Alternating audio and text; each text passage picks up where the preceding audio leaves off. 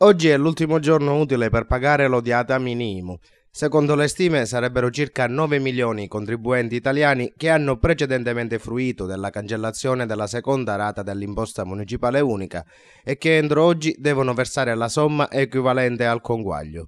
Il governo Letta-Alfano prevede un gettito mini-IMU di circa 400 milioni di euro, cifra quest'ultima che in virtù della grave situazione economica delle famiglie italiane potrebbe non essere coincidente con le aspettative dello Stato.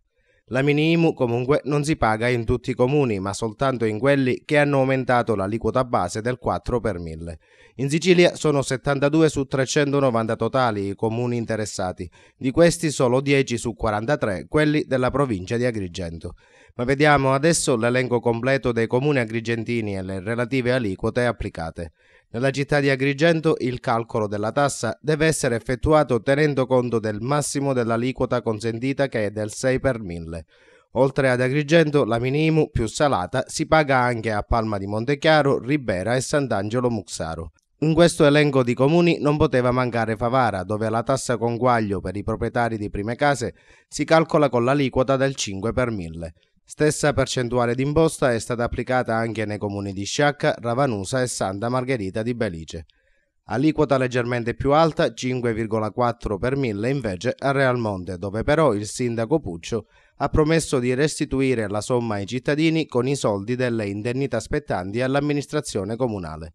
Dei 10 comuni agrigentini i cui consigli comunali hanno modificato le aliquote base della tassa, la mini-IMU più economica sarà quella dei contribuenti di Grotte. Come per ogni scadenza che si rispetti, da qualche giorno negli uffici postali si sono formate lunghe code di contribuenti. Per chi non riuscirà a pagare la tassa entro oggi, sono previste sanzioni variabili dallo 0,2 al 3,75%. E c'è da scommettere che saranno in molti quelli che oggi non potranno fare fede all'impegno che i loro amministratori gli hanno affidato. Una vera e propria vessazione fiscale che è indirettamente proporzionale sia alle capacità economiche del contribuente che ai servizi che lo stesso riceve. Ad oggi molte famiglie, specie in quelle dove si è perso il lavoro, si è costretti a scegliere se mangiare o pagare le tasse. Sarebbe bello conoscere nel dettaglio le ragioni che hanno indotto solo 10 comuni agrigentini a ritoccare le aliquote base dell'IMU. Non volendoci addentrare più di tanto nel labirinto dei calcoli, siamo convinti che è dovere di ogni buon cittadino pagare le tasse, ma chi non può veramente farlo? E chi ancora non si ritiene soddisfatto dei servizi erogati dall'ente per cui versa i tributi?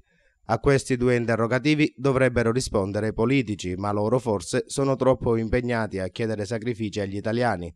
Peccato che loro però le rinunce non sono disposti a farle.